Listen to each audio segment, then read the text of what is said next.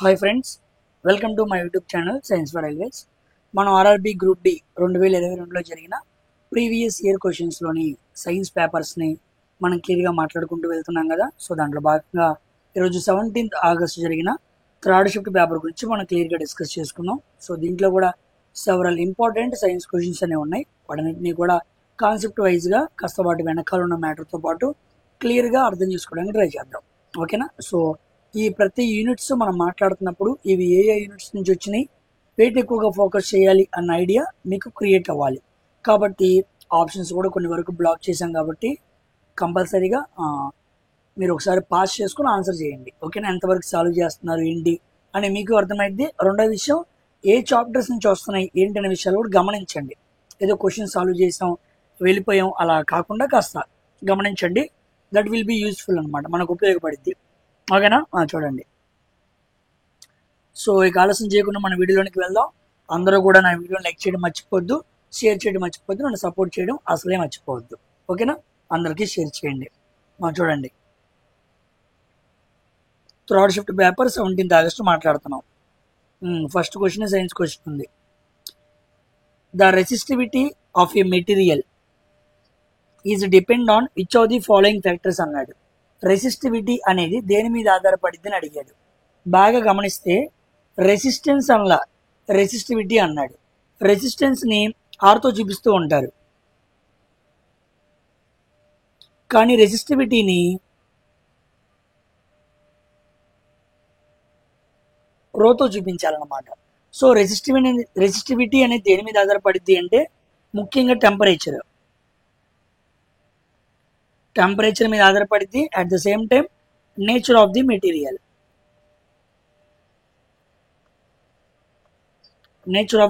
మీద కూడా ఈ రెండు విషయాల మీద మనకి రెసిస్టివిటీ అనేది ఆధారపడిద్ది. ఓకేనా? మరి రెసిస్టెన్స్ దేని మీద? రెసిస్టివిటీ ఎల్ ఏ ఈ మూడింటి మీద ముఖ్యంగా ఆధారపడిద్ది. కానీ వాడు రెసిస్టివిటీ అన్నాడు కాబట్టి fourth option is the right answer for this question. ఓకేనా? గుర్తుపెట్టుకోండి, చాలా ఇంపార్టెంట్. రెసిస్టివిటీ మీద, రెసిస్టెన్స్ మీద బాగా అడుగుతూ ఉంటాడు. ఉదాహరణకి మనం మెటల్స్ తీసుకున్నాం అనుకోండి, మెటల్స్లో మనం టెంపరేచర్ పెంచితే, if you increase the temperature the resistivity will increase. అలా కాకుండా సెమీ కండక్టర్స్ తీసుకున్నాం, దాంట్లో మనం టెంపరేచర్ పెంచామనుకోండి రెసిస్టివిటీ తగ్గిద్ది. సో టెంపరేచర్ పెంచితే రెసిస్టెన్స్ పెరిగింది అనుకోండి, వాటిని పాజిటివ్ టెంపరేచర్ కోఎఫిషియెంట్స్ అంటారు. టెంపరేచర్ పెంచితే రెసిస్టెన్స్ తగ్గింది అనుకోండి, వాటిని నెగిటివ్ టెంపరేచర్ కోఎఫిషియెంట్స్ అంటారు. ఇవి రెండు లాస్ట్ టైం ఏఎల్పి ఎగ్జామ్ ప్రిలిమ్స్లో కూడా అడిగాడు. ఓకేనా? చాలా ఇంపార్టెంట్. ఇది మనకి ఎలక్ట్రిసిటీ నుంచి అడిగిన క్వశ్చన్.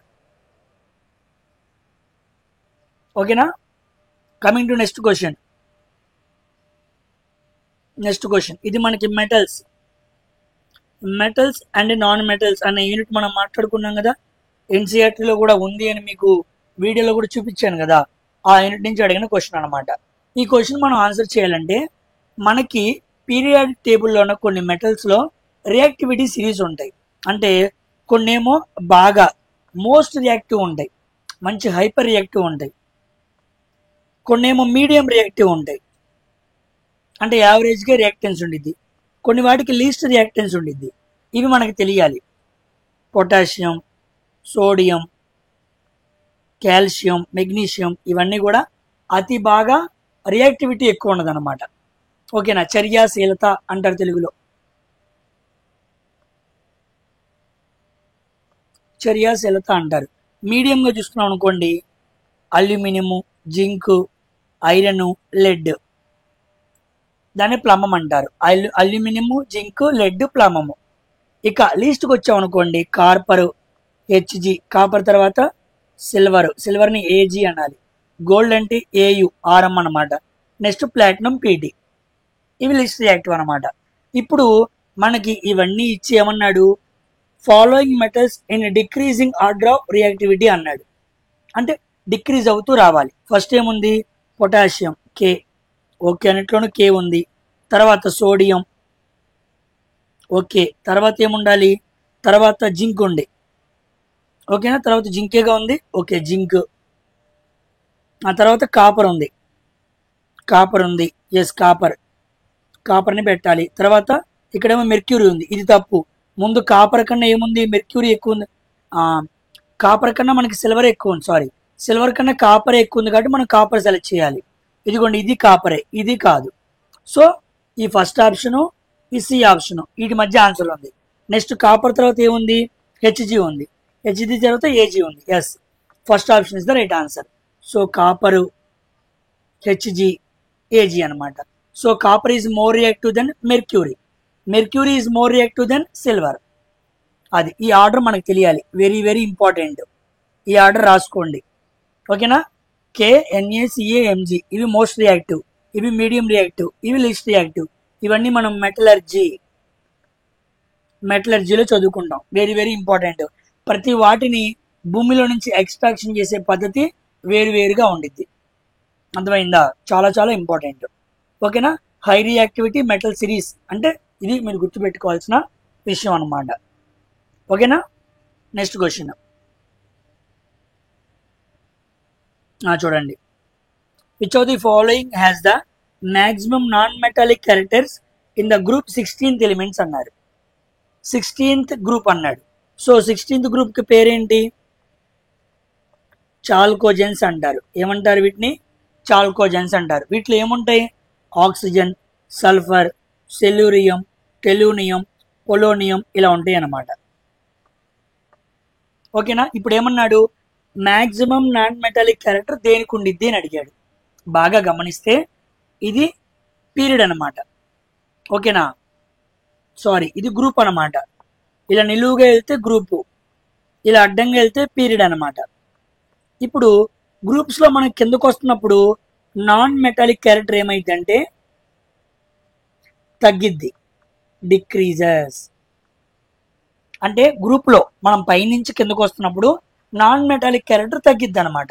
సో తగ్గింది కాబట్టి సో దీనికి ఎక్కువ ఉండిద్ది, దీనికి కాస్త తక్కువ, దీనికి కాస్త తక్కువ, దీనికి కాస్త తక్కువ, దీనికి ఇంకా తక్కువ. సో చివరికి వచ్చేటప్పటికి తక్కువ ఉండిద్ది.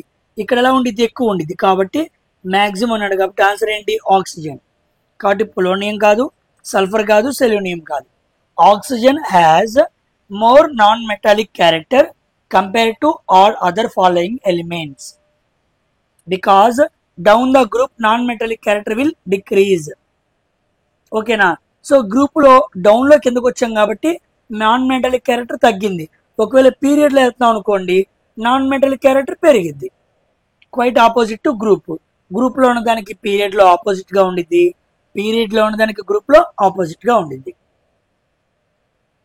ఓకేనా.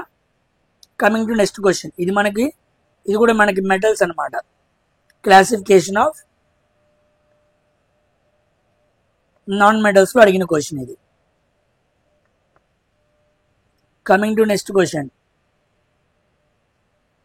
Which of the following substances are selectively reabsorbed from the initial filtrate by the tubular portion of the nephron in human kidney? మన బాడీలో ఎక్స్క్రిటరీ సిస్టమ్ మాట్లాడుకుంటూ ఉంటాం. ఈ కిడ్నీ లోపల చాలా ముఖ్యమైన ఫిల్టరేషన్ చేసే భాగం ఏంటి అంటే నెఫ్రాన్. ఈ నెఫ్రాన్ లోపల కూడా చాలా భాగాలు ఉంటాయి. మీకు తెలిస్తే గ్లోమరూలస్, బౌమన్స్ క్యాప్సిల్ అనే భాగాలు ఉంటాయి, చాలా ఇంపార్టెంట్ అనమాట. ఇంకా నెఫ్రాన్లో చాలా భాగాలు ఉంటాయి, ముఖ్యమైన భాగం ఇది అనమాట. సో కిడ్నీ లోపల నెఫ్రాను మొట్టమొదటిగా ఫిల్టరేషన్ అనేది జరిగింది. సో ఫిల్టరేషన్ జరిగిన తర్వాత యూరిన్ బయటికి వెళ్ళిపోతున్న సమయంలో కొంత రీఅబ్జార్ప్షన్ అనేది జరిగింది. ఎందుకు అంటే ఫిల్టరేషన్ జరిగినా సరే ఎంతో కొంత మన బాడీకి కావాల్సిన అవసరమైన నెసెసిటీ ఎలిమెంట్స్ బయటికి వెళ్ళిపోతూ ఉంటాయి, అవి వెళ్ళకూడదు. అలా వెళ్లకుండా ఉండటానికి సో రీఅబ్జార్ప్షన్ జరిగిన తర్వాత ఫస్ట్ గ్లూకోజు, ఏమైనా గ్లూకోజ్ ఉందా లేదా అని చూస్తారు. తర్వాత వాటర్ ఉందా లేదా అని చూస్తారు. తర్వాత సాల్ట్స్ అనమాట, ఈ ఆప్షన్ కాదు. ముందు గ్లూకోజ్ ఉందా లేదా చూడాలి, తర్వాత వాటర్, తర్వాత సాల్ట్స్, తర్వాత ఎమినో యాసిడ్స్. ఇలాగా క్రమంగా రీఅబ్జార్ప్షన్ అనేది జరిగింది. సో యూరిన్ బయటికి వెళ్తున్నప్పుడు రీఅబ్జార్ప్షన్లో భాగంగా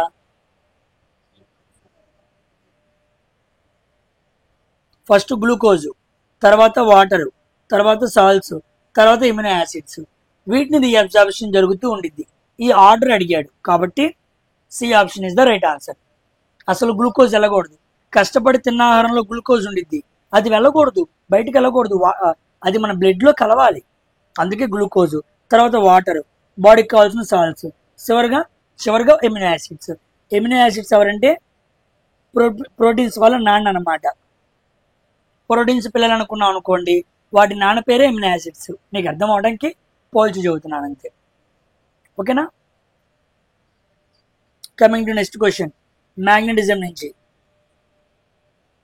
మ్యాగ్నెటిజంలో మన దాకా మోటార్ నుంచి క్వశ్చన్ వచ్చింది కదా, ఇప్పుడు జనరేటర్ నుంచి క్వశ్చన్ వచ్చింది. చూడండి, following rules used to determine direction induced current due to motion of coil at right angle to magnetic field అన్నాడు. ఓకేనా? Sorry, direction of induced current అన్నాడు. అంటే ఇండ్యూస్డ్ కరెంట్ని తెలుసుకోవడానికి మ్యాగ్నెటిక్ ఫీల్డ్లో మనం ఏ రూల్ని వాడతాం అన్నారు. లెఫ్ట్ హ్యాండ్ రూల్ కాదు, మ్యాక్స్వెల్ క్రాక్ స్క్రూ రూల్ కాదు, రైట్ హ్యాండ్ థంబ్ రూల్ కాదు, ఫ్లెమింగ్ రైట్ హ్యాండ్ రూల్. ఈ రూల్ని వాడతాం. ఈ రూల్ ప్రకారం ఇదేమో థంబ్ ఫింగర్, ఇది మనకి మోషన్ని తెలియజేస్తుంది. ఇదేమో ఇండెక్స్ ఫింగర్, ఇదేమో మ్యాగ్నెటిక్ ఫీల్డ్ని తెలియజేస్తుంది. ఇదేమో మిడిల్ ఫింగర్, ఇది ఇండ్యూస్డ్ కరెంట్ అని తెలియజేస్తుంది. వాడేమడిగాడు? ఇండ్యూస్డ్ కరెంట్ అన్నాడు. సో ఇదనమాట. So Fleming right hand rule ఉపయోగించుకొని ఇండ్యూస్డ్ కరెంట్ అని మనం తెలుసుకోవచ్చు. ఓకేనా? అర్థమైంది పాయింట్. కాబట్టి జనరేటర్ అంటే రైట్ హ్యాండ్ రూల్, మోటార్ అంటే లెఫ్ట్ హ్యాండ్ రూల్. గుర్తుపెట్టుకోండి ఎప్పుడు కూడా. ఫ్లెమింగ్ రెండు రూల్స్ చాలా ఇంపార్టెంట్. వీటితో కేవలం డైరెక్షన్స్ మాత్రమే తెలుసుకోగలం, వీటిని వాల్యూస్ ఫౌండ్ అవుట్ చేయలేం. కేవలం దిశ తెలుసుకోవడానికి మాత్రమే ఈ రూల్స్ని వాడతారు.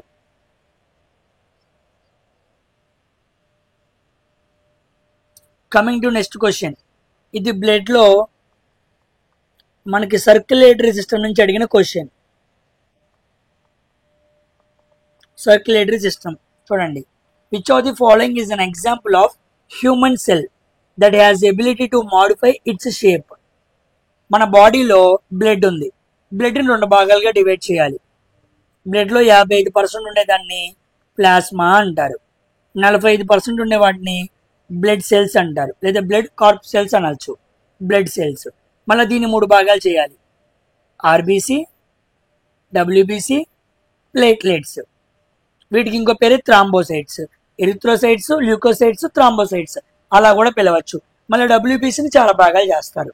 అయితే ఈ 45% ఉన్న బ్లడ్ సెల్స్లో ఏ కణాలు ability to modify it's shape, వాటి షేప్ని మార్చుకోగలవు అని అడిగాడు. Answer is WBC.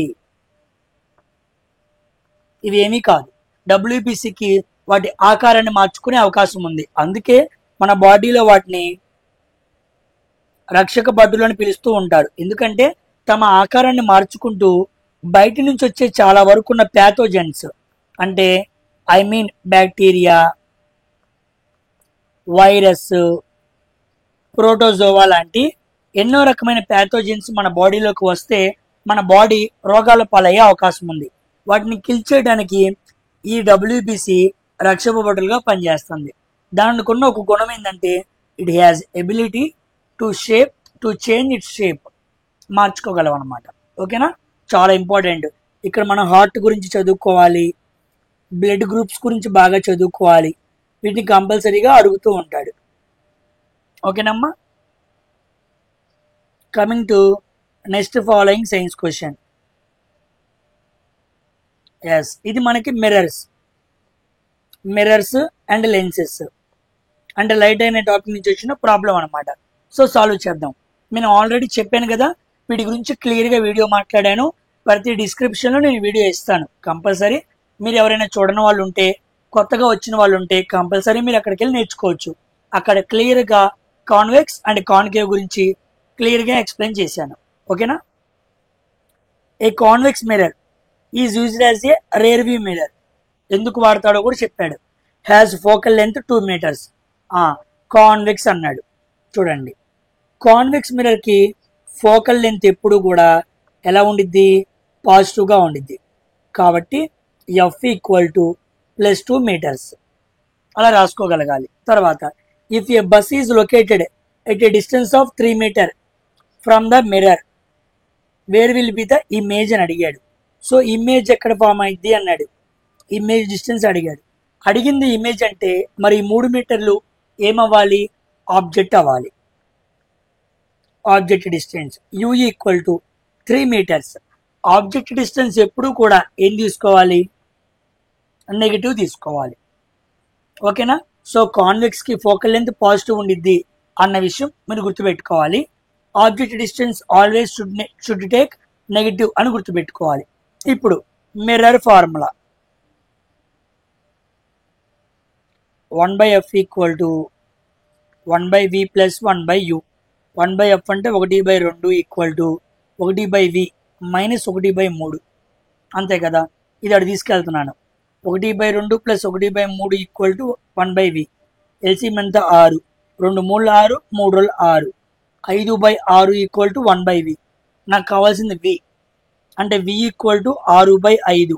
5 1 5, 1 మిగిలిద్ది, పాయింట్ పెట్టుకుని 0 పెట్టుకుంటా, 5 2 10, so 1.2. So v equal to 1.2 meters పడింది. వచ్చింది ఏంటి, పాజిటివ్. v వాల్యూ పాజిటివ్ వస్తే ఎక్కడ పడాలి, బిహైండ్ ద మిర్రర్ రావాలి. సో 1.2 ఇక్కడ ఉంది, ఇక్కడ ఉంది.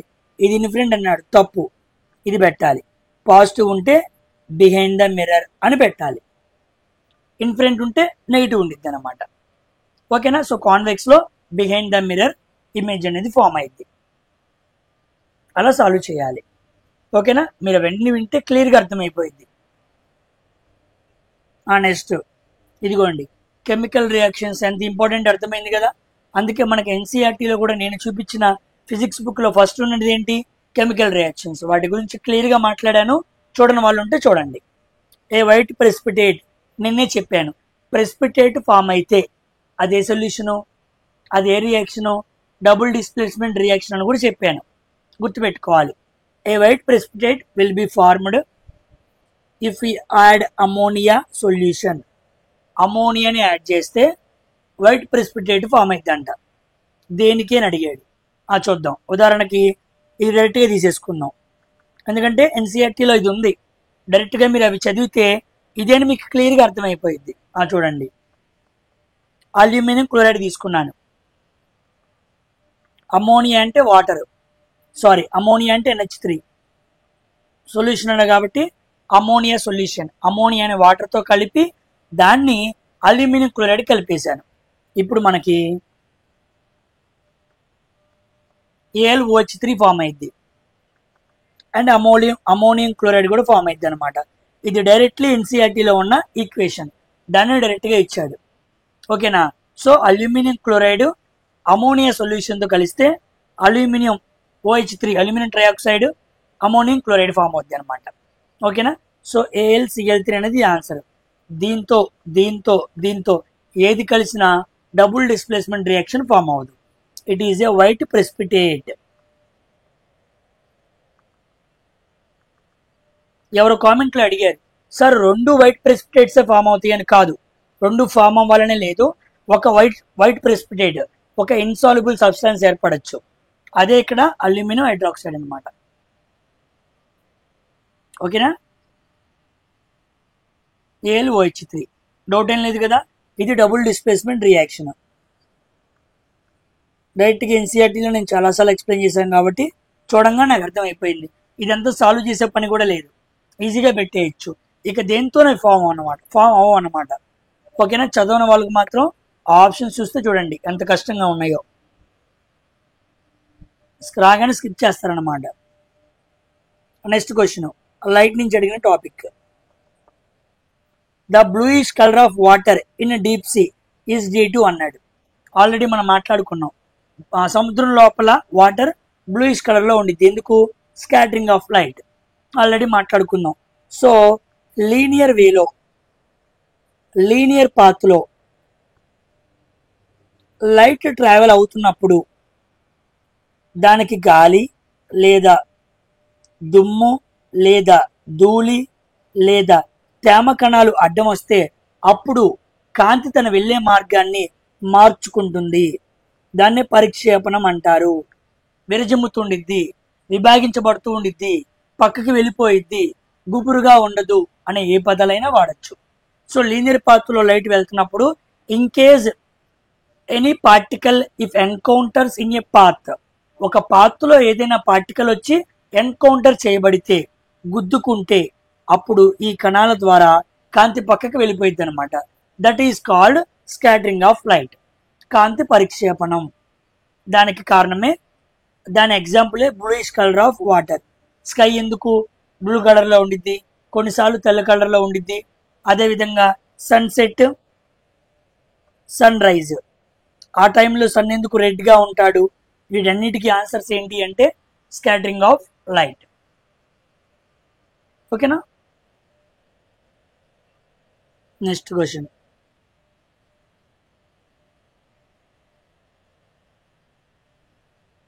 చూడండి, ఇదిగోండి మళ్ళా కెమికల్ రియాక్షన్స్కి సంబంధించిన క్వశ్చన్ వచ్చింది. Simple. What will come in the place of A and B? ఏలో బిలో ఏమొస్తాయి respectively in given double displacement reaction అన్నాడు. సింపుల్. ఏజీబీఆర్, KNO3 తీసుకోండి. ఇప్పుడు ఏజీ దీంతో చర్య జరపాలి, బిఆర్ ఈ కేతో చర్య జరపాలి, అంతే కదా. అది దీంతో ఇది దాంతో రెండు డిస్ప్లేస్ అవ్వాలి. కాబట్టి ఏజీ NO3ని తీసుకుని లేచిపోయింది.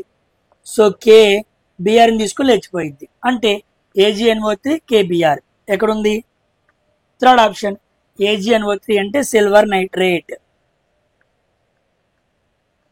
తెలుసా సిల్వర్ నైట్రేట్ ఎక్కడ వాడతారో? మనం ఎలక్షన్స్కి వెళ్ళినప్పుడు ఓటేస్తాం. ఓటేసినప్పుడు మన ఇండెక్స్ ఫింగర్ మీద ఇంక్ పెడతారు. ఆ ఇంక్ ఏదో కాదు, సిల్వర్ నైట్రేట్. దీన్ని ఎక్కడ తయారు చేస్తారని కూడా అడిగాడు ఎగ్జామ్లో. ఎవరికైనా పాలిటీ ఐడియా ఉంటే ఆ ఇంక్ని ఏ ప్రాంతంలో, ఐ మీన్ భారతదేశంలోని ఏ రాష్ట్రంలో తయారు చేస్తారో కామెంట్ సెక్షన్లో కామెంట్ చేయండి, చూద్దాం. ఓకేనా. నెక్స్ట్ ఇదేంటి? పొటాషియం బ్రోమైడ్, గుర్తుపెట్టుకోండి, KBr. ఓకేనమ్మా.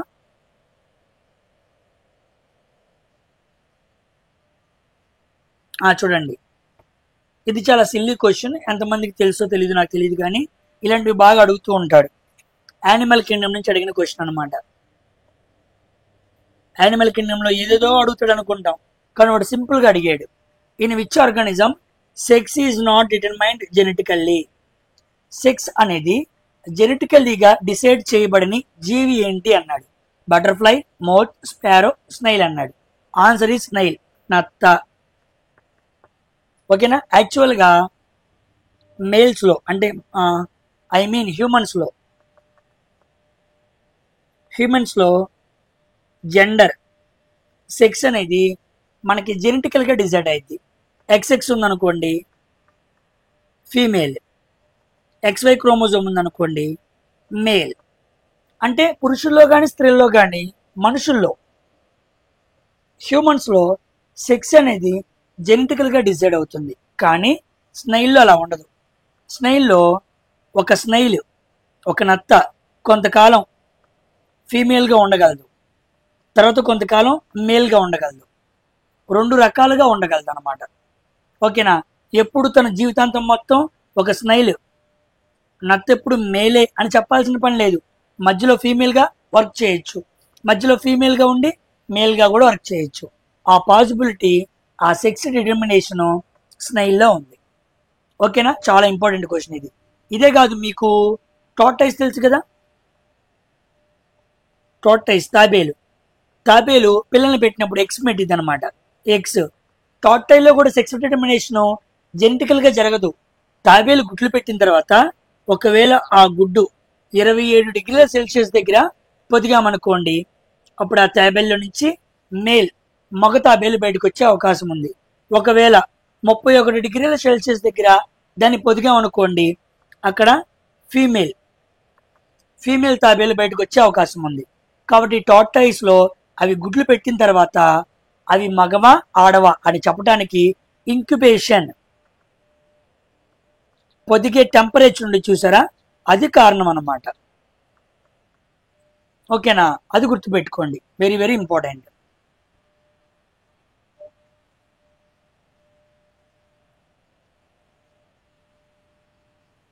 Coming to next science question. ఇదిగోండి, రెస్పిరేటరీ గురించి స్టేట్మెంట్ ఈజ్ ఫాల్స్ అన్నాడు. అంటే మీకు 3 విషయాలు రైట్ అని తెలియాలి, అంటే సబ్జెక్ట్ మొత్తం క్లియర్గా తెలియాలి. రెస్పిరేటరీ సిస్టమ్ నుంచి అడిగిన క్వశ్చన్ చూడండి. Pyruvic acid is produced in the first stage of respiration అన్నాడు. Pyruvic acid is produced in the first stage of respiration అన్నాడు. ఎస్, రైటే. తర్వాత oxygen is not necessary for the fermentation process అన్నాడు. రైటే. In the mitochondria acidic acid is broken down utilising oxygen అన్నాడు. ఇది తప్పు. In the first stage of respiration break down of glucose takes place అన్నాడు. ఇది రైటే. సో 3 ఆప్షన్ ఇది wrong answer అనమాట. ఓకేనా? ఇక్కడ మీకు విషయం తెలియాలి. చూడండి, ఇక్కడ చాలా ఇంపార్టెంట్ టాపిక్ చదువుతున్నాను. రెస్పిరేటరీ యూనిట్లో ముఖ్యమైన భాగం ఇదే అనమాట. మన బాడీలో గ్లూకోజ్ తీసుకున్న తర్వాత ఈ గ్లూకోజ్ అనేది ఆక్సిజన్ సమక్షంలో బ్రేక్ అవ్వాలి. అలా బ్రేక్ అయ్యే ముందు అది పైరువేట్గా మారింది. పైరువేట్గా మారిన తర్వాత ఒకవేళ ఆక్సిజన్ ఉంటే ఆక్సిజన్ సమక్షంలో మనకి CO2, H2O, ఎనర్జీ ఈ 3 ఉత్పన్నం అవుతాయి అన్నమాట. ఇది మనకి మైటోకాండ్రియాలో జరిగింది. అంటే గ్లూకోజ్ ముందు పైరువేట్ తర్వాత మనకి ఇలా CO2, H2O ఎనర్జీ, ఈ ఎనర్జీని మనం ATP అంటాం. అంటే మన బాడీలో ఉన్న గ్లూకోజు ఆక్సిజన్ సమక్షంతో విడిపోవాలి, బ్రేక్ అవ్వాలి. అప్పుడు శక్తి ఉత్పన్నమైంది. ఆ శక్తి మన కణాల్లో కలిసి మనకి బలాన్ని ఇచ్చింది. అప్పుడు మనిషి ముందుకెళ్ళగలడు. ఓకేనా? కానీ మైటోకాండ్రియాలో ఎసిడిక్ యాసిడ్కి సంబంధమే లేదు, అది ఇచ్చాడనమాట. సో తప్పు. ఓకేనా? తర్వాత ఒకవేళ ఆక్సిజన్ లేదు, ఆక్సిజన్ లేని సమక్షంలో ఇథైల్ ఆల్కహాల్ ఫామ్ అయింది. Ethyl alcohol plus CO2 plus energy form అయింది. దీన్నే ఫెర్మెంటేషన్ అంటారు. ఏమంటారు? ఫెర్మెంటేషన్ అంటారు. పులి పట్టడం అంటారు. దీన్ని ఐరోబిక్ రెస్పిరేషన్ అంటారు. అంటే ఆక్సిజన్ సమక్షంలో జరగటం. దీనికి ఆక్సిజన్ అక్కర్లా. అంటే ఆక్సిజన్ లేకుండా ఒకవేళ గ్లూకోజ్ బ్రేక్ డౌన్ అయితే అప్పుడు ఇథైల్ ఆల్కహాల్ ఫామ్ అయింది. దీన్నే ఫెర్మెంటేషన్ అంటారు. సో అట్టుపిండి రాత్రి తీసుకొచ్చి మనం పిండి పట్టించి ఇంట్లో పెట్టినప్పుడు పొద్దున్నే పులియాలి, అప్పుడు అట్టు బాగా వచ్చింది. గ్రేప్ జ్యూస్ కానీ వైన్ జ్యూస్ కానీ ఇలాంటివి జరగాలంటే ఫెర్మెంటేషన్ జరగాలి. దట్ మీన్స్ ఆక్సిజన్ లేకుండా గ్లూకోజ్ బ్రేక్ డౌన్ అవ్వాలి. ఆక్సిజన్ సమక్షంలో గ్లూకోజ్ బ్రేక్ డౌన్ అయితే అది మైటోకాండ్రియాలో జరిగింది. అక్కడ మనకి ఎనర్జీ ఉత్పన్నం అయింది. దీన్ని ATP అంటారు, ఎడినోసిన్ ట్రైఫాస్ఫేట్. ఇది మైటోకాండ్రియాలో జరిగింది కాబట్టి మైటోకాండ్రియాని currency house of the cell అంటారు. ఓకేనా? ఇది రెస్పిరేటరీ సిస్టంలో చాలా ఇంపార్టెంట్ టాపిక్. మన ఆహారం ద్వారా తీసుకున్న గ్లూకోజ్ అనేది బ్రేక్ అవ్వాలి. బ్రేక్ చేయాలంటే ఇదనమాట. సో గ్లూకోజ్ రాయి అనుకో, ఆక్సిజన్ సుత్తి, ఆక్సిజన్ సహాయంతోనే గ్లూకోజ్ని బ్రేక్ డౌన్ చేయగలం. ఓకేనా?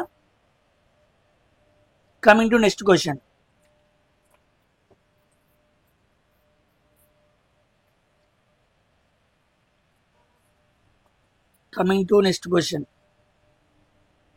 ఇక్కడ ఉంది.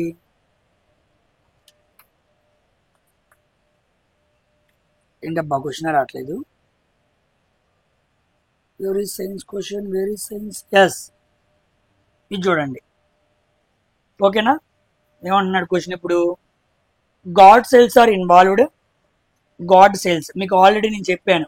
గాడ్ సెల్స్ అంటే గుర్తుందో లేదో మీకు. ఓకేనా? గత 3 షిఫ్ట్లో, ఇది 3వ షిఫ్ట్, గత మాట్లాడుకున్న 2 షిఫ్ట్లో కూడా స్టొమాటా అనే పదం నేను వాడాను. ఈ స్టొమాటా అనేది మనకి లీవ్స్లో, ఆకుల మీద ఉండే టైనీ పోర్స్, చిన్న చిన్న రంధ్రాలని స్టొమాటా అంటారు. ఈ చిన్న చిన్న హోల్స్ అనేవి ఓపెన్ అవ్వాలి అంటే వాటికి గాడ్ సెల్స్ అనేవి కావాలి. ఈ guard cells control stomata whether the holes are open or close. అవి ఓపెన్ అవ్వాలా, క్లోజ్ అవ్వాలా అనే కంట్రోల్ ఎవరిలో ఉండిద్ది? గాడ్ సెల్స్ లో ఉండిద్ది. Guard cells are involved in the process of transpiration. అప్పుడే చెప్పాను, ఈ స్టొమాటో ద్వారా 2 పనులు జరుగుతాయి. ఎక్స్చేంజ్ ఆఫ్ గ్యాసెస్, వాయు మార్పిడి జరిగిద్ది. ఇంకోటేమో బాష్పోస్తేకం, దాన్ని తెలుగులో ఏమంటారు, ట్రాన్స్పిరేషన్ అంటారు. అంటే మన మొక్కల్లో మిగిలిపోయిన నీరు ఆవిరి రూపంలో బయటకు వెళ్ళిపోవాలి. అది వెళ్ళేది స్టొమాటా అనే టైనీ పోల్స్ ద్వారా. వాటిని కంట్రోల్ చేసేది గాడ్ సెల్స్. కాబట్టి గాడ్ సెల్స్ అనేవి ప్రాసెస్ ఆఫ్ ట్రాన్స్పిరేషన్ లో భాగంగా ఉన్నాయి. బాష్పోస్తేకంలో అవి సహాయపడుతున్నాయి. ఓకేనా, పాయింట్ అర్థమైందా? మనం ఆల్రెడీ మాట్లాడుకున్నాం. కంటిన్యూగా ఒకే కాన్సెప్ట్ మీద క్వశ్చన్స్ వచ్చినాయి. Very very important.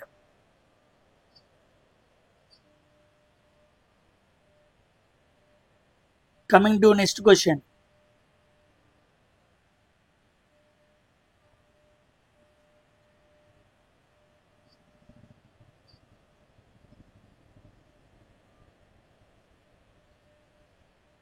Which of the following is the commercial unit of electrical energy? Electrical ఎనర్జీకి యూనిట్స్ ఏంటి? యాక్చువల్గా ఎనర్జీ అనగా నువ్వు జౌలం పెడతావు, తప్పు అయిపోయింది.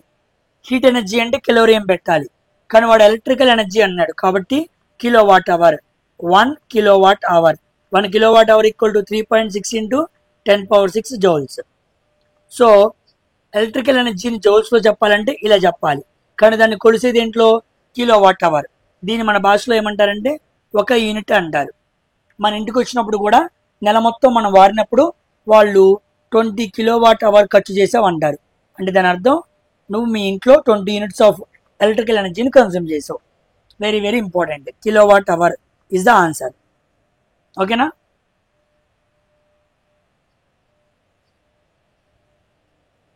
Coming to next science question.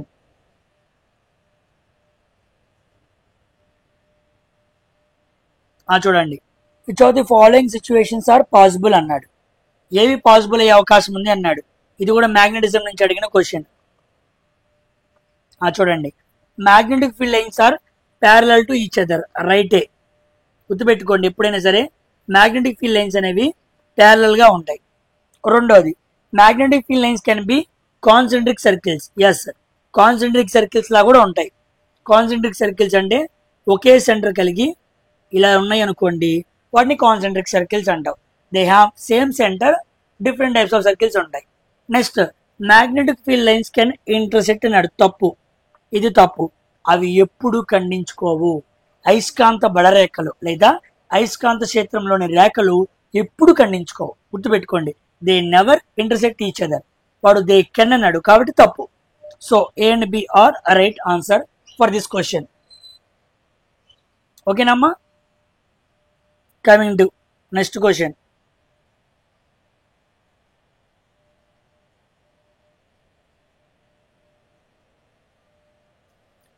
Which of the following is not the use of bleaching powder? Bleaching powder కి use కానిది ఏంటి అన్నాడు. To make drinking water free from germs. Yes, కొన్ని ప్రాంతాల్లో వాటర్లో ఉన్న జర్మ్స్ చచ్చిపోవడానికి బ్లీచింగ్ పౌడర్ని కలుపుతారు. తాగితే ఒక రకంగా ఉండిద్ది, బ్లీచింగ్ వాటరా అని అడుగుతూ ఉంటాం.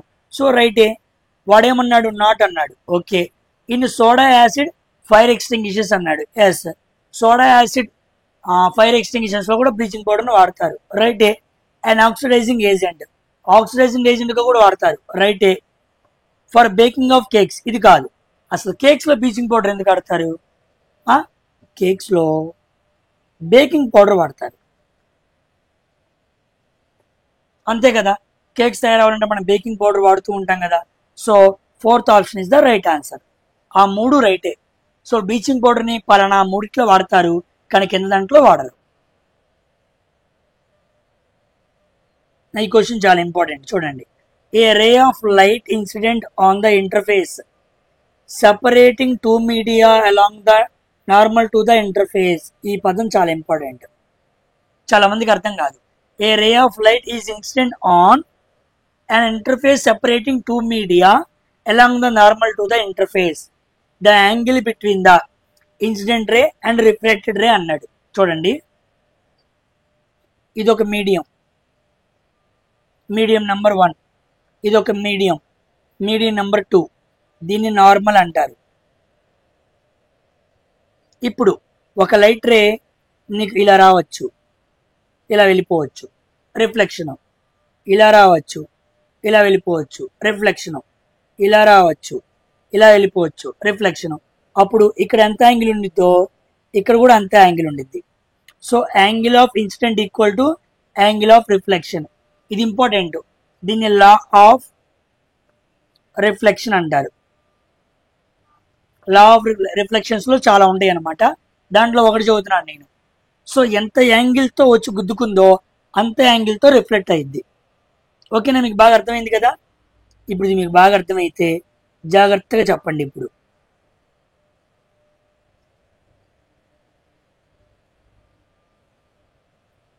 ఇప్పుడు జాగ్రత్తగా చూడండి. ఇప్పుడు ఇలా వచ్చింది యాంగిల్ ఆఫ్ ఇన్సిడెన్స్, ఇంత ఇలా వెళ్ళిపోయింది. యాంగిల్ ఆఫ్ రిఫ్లెక్షన్ కూడా అంతే. ఒకవేళ ఇలా వస్తే అంటే ఈ మీడియంని సపరేట్ చేస్తున్న ఇంటర్ఫేస్ మీదే అలా వచ్చి ఇన్సిడెంట్ అయింది అనుకోండి, అప్పుడు ఇలా కూడా ఎలా వెళ్ళిపోయింది, ఇలా రిఫ్లెక్ట్ అయిపోయింది. అవునా? అంటే దీనికి యాంగిల్ గ్యాప్ ఏమైనా ఉందా? లేదు. ఇక్కడైతే యాంగిల్ గ్యాప్ ఉంది, ఇక్కడ ఉంది. కానీ ఇలా వచ్చి ఈ పాత్ మీద వెళ్ళిపోయింది అనుకోండి, ఎటువంటి యాంగిల్ డిఫరెన్స్ ఉండదు. కాబట్టి angle between incident ray and refracted ray is equal to 0 degrees. ఓకేనా? పాయింట్ మీకు అర్థమైందా? అంటే ఏ యాంగిల్తో వచ్చిందో అదే యాంగిల్తో రిఫ్రాక్షన్ అయిపోయింది. ఓకేనా? పాయింట్ మీకు అర్థమైందా? కాబట్టి సేమ్ అనమాట. On interface separating two media along the interface అన్నాడు. ఓకేనా పాయింట్? కాబట్టి మనం చెప్పలేమన్నమాట. ఉదాహరణకి దాన్ని రిఫ్రాక్షన్లో కూడా తీసుకోండి. నేను రిఫ్రాక్షన్లో కూడా ఎక్స్ప్లెయిన్ చేస్తాను. ఇదిగోండి, ఇలా వచ్చింది, ఇలా వెళ్ళిపోవాలి, ఇలా వచ్చింది, ఇలా వెళ్ళిపోవాలి, ఈ మీడియం నుంచి ఇలా వెళ్ళిపోవాలి, అప్పుడు ఎంతో కొంత యాంగిల్ ఉంటుంది. అలా కాకుండా ఇలాగే వచ్చింది, అప్పుడు ఇలాగే వెళ్ళిపోయిద్దిగా. ఇలా వస్తే ఇలా వెళ్ళిపోయింది, కొంత యాంగిల్ ఉంది, కొంత యాంగిల్ ఉంది. ఒకవేళ ఇలాగే వస్తే నిలువుగా నార్మల్ మీదే వస్తే, ఆ సర్ఫేస్ మీదే వస్తే, అప్పుడు ఎటువంటి యాంగిల్ ఉండదు కదా, అప్పుడు 0 degrees అనమాట. So the angle between incident ray and refracted ray ఆ రెండు కూడా ఏమైపోతాయి, 0 అయిపోతాయి. ఎప్పుడు along the interface separating two media, కరెక్ట్గా దాని మీదే వచ్చినప్పుడు, అలాంగ్ ద నార్మల్ వచ్చినప్పుడు, నార్మల్ మీదుగా వచ్చినప్పుడు 0 degrees యాంగిల్ ఉంటుంది. వెరీ వెరీ ఇంపార్టెంట్ క్వశ్చన్ ఇది, గుర్తుపెట్టుకోండి, అడుగుతాడు.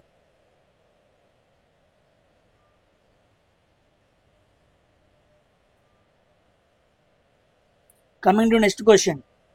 ఇదిగోండి రిపీట్ అయిన క్వశ్చన్. మొన్నే మనం మాట్లాడుకున్నాం ఫస్ట్ షిఫ్ట్లోనూ సెకండ్ షిఫ్ట్లోనూ మాట్లాడుకున్నాం. A contraceptive technique that increases the phagocytosis of sperms within the uterus అన్నాడు. యుటెరస్ అంటే గర్భం. మనం ఏం మాట్లాడుకున్నాం? Contraceptive technique that increases the phagocytosis of sperms అంటే స్పర్మ్స్ అనేవి యూటెరస్ ని చేరకుండా ఉండటానికి మనం ఏ బిల్లలు వాడతాం, ఏ టెక్నిక్ వాడతాం అన్నాడు. కాండమ్సా? కాదు. ఓరల్ కాంట్రసెప్టివ్సా? కాదు. సర్జరీయా? కాదు. యూజ్ ఆఫ్ కాపర్ టీ వాడతాం అనమాట. ఇది చేయటం వల్ల ఫెర్టిలైజేషన్ ఆపచ్చు. ఫెర్టిలైజేషన్ ఆపామనుకోండి, sperm will not reach the egg cell. ఆడవాళ్ళలో రిలీజ్ అవుతున్న అండం దగ్గరికి శుక్రకణం వెళ్ళదు. That is the contraceptive technique. ఆ టెక్నిక్ పేరు యూజ్ ఆఫ్ కాపర్ టీ. ఇది వాడటం వల్ల గర్భం లోపల విడుదలైన ఆ ఎక్సెల్ దగ్గరికి స్పర్మ్ అనేది చేరదు. ఓకేనా? That increases the phagocytosis of sperms అనమాట. మనం మాట్లాడుకున్నాం ఆల్రెడీ ఇది. ఓకేనా? ఇదిగోండి చూడండి, మళ్ళా డబుల్ డిస్ప్లేస్మెంట్ మీద ఒకే షిఫ్ట్లో 3 క్వశ్చన్స్ వచ్చినాయి. మరి ఈక్వేషన్స్ మీరు ఎలా గుర్తుపెట్టుకుంటారో నాకు తెలియదు, కానీ నువ్వు ప్రతిదీ గుర్తుపెట్టుకోవాలి అంతే, లేకపోతే నువ్వు ఆన్సర్ చేయలేవు. చూడండి ఏమన్నాడు, barium sulphate, okay, AlCl3. Next మన రాల్సి కదా బేరియం సల్ఫేట్, ఇది కొన్ని ముందుకు తీసుకుందాం. వీటిని రియాక్టెన్స్ అంటారు,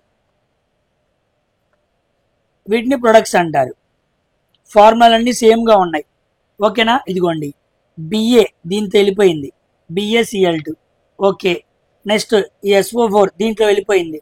సో అన్నిటికీ అలాగే జరిగింది. సో అన్నిటికీ అలా జరిగినా మనం బ్యాలెన్సింగ్ చూసుకోవాలి. బ్యాలెన్సింగ్ చూసుకుని ఆన్సర్ చేయాలి. ఉదాహరణకి ఇక్కడ క్లోరిన్లు ఎన్ని ఉన్నాయి? 3 ఉన్నాయి.